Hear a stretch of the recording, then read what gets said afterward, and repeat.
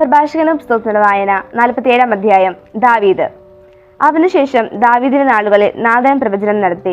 സമാധാന ബലിയിൽ വിശിഷ്ടമായ കൊഴുപ്പെന്ന പോലെ ഇസ്രായേൽ ജനത്തിൽ നിന്ന് ദാവീദ് തിരഞ്ഞെടുക്കപ്പെട്ടു. അവൻ കോലാട്ടിൻകുട്ടികളോടുകൂടെ എന്ന പോലെ സിംഹങ്ങളുമായും ചെമ്മരാട്ടിൻകുട്ടികളോടെന്ന പോലെ കരടികളുമായും കളിയാടി. അവൻ യൗവനത്തിൽ കവിണയിൽ കല്ലു ചേർത്ത് കരമുയർത്തിയപ്പോൾ ഗോലിയാത്തിന്റെ അഹങ്കാരം തകർത്തില്ലേ? ആ മല്ലനെ കൊന്ന് അവൻ ജനത്തിന്റെ അപമാനം നീക്കിയില്ലേ? അവൻ അത്യുന്നതനായ കർത്താവിനോട് അപേക്ഷിച്ചു. തന്റെ ജനത്തിന്റെ ശക്തിയെ വർദ്ധിപ്പിക്കുന്നതിനു വേണ്ടി ഒരു യുദ്ധവീരനെ കൊല്ലുന്നതിന് അവിടുന്ന് അവന്റെ വലതുകരം ശക്തമാക്കി. 10,000ങ്ങളുടെ മേൽ വിജയം വരിച്ചവൻ എന്ന് ആർത്തി വിളിച്ചുകൊണ്ട് അവർ അവനെ മഹത്വത്തിന്റെ കിരീടം അണിയിച്ചു. കർത്താവിന്റെ അനുഗ്രഹങ്ങളെ പ്രതി അവർ അവനെ സ്തുതിച്ചു. ചുറ്റുമുള്ള ശത്രുക്കളെ അവൻ തുടച്ചു മാറ്റി. എതിരാളികളായ ഫിലിസ്ത്യരെ അവൻ നശിപ്പിച്ചു.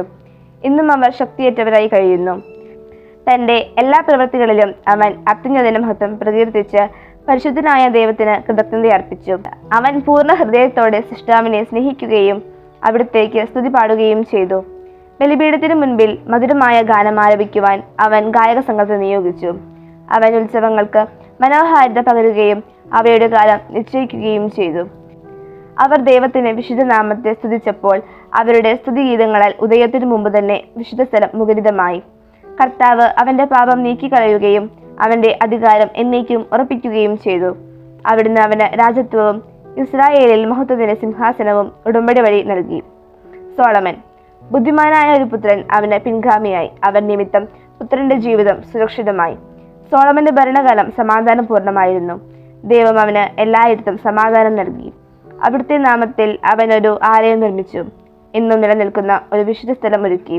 യൗവനത്തിൽ തന്നെ നീ എത്ര ജ്ഞാനിയായിരുന്നു! നിന്റെ വിജ്ഞാനം നദിപോലെ കവിഞ്ഞൊഴുകി. നിന്റെ ജ്ഞാനം ലോകമാസകലം വ്യാപിച്ചു. അതിനെ നീ ഉപമകളും സൂക്തങ്ങളും കൊണ്ട് നിറച്ചു. നിന്റെ പ്രശസ്തി വിദൂര ദ്വീപുകളിൽ എത്തി.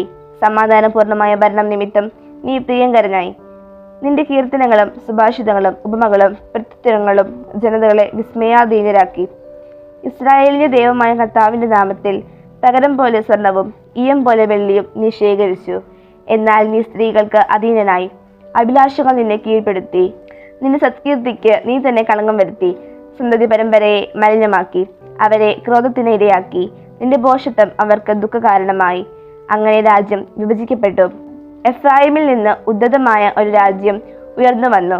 കർത്താവ് ഒരിക്കലും കാരുണ്യം വെടിയുകയോ തന്റെ സൃഷ്ടികൾ നശിക്കാൻ ഇടവരുത്തുകയോ ഇല്ല.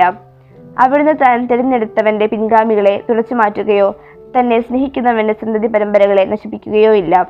അതിനാൽ യാക്കോബിന് ഒരു ഗണത്തെയും ദാവീദിന്റെ വംശത്തിൽ ഒരു സന്തതിയെയും അവശേഷിപ്പിച്ചു.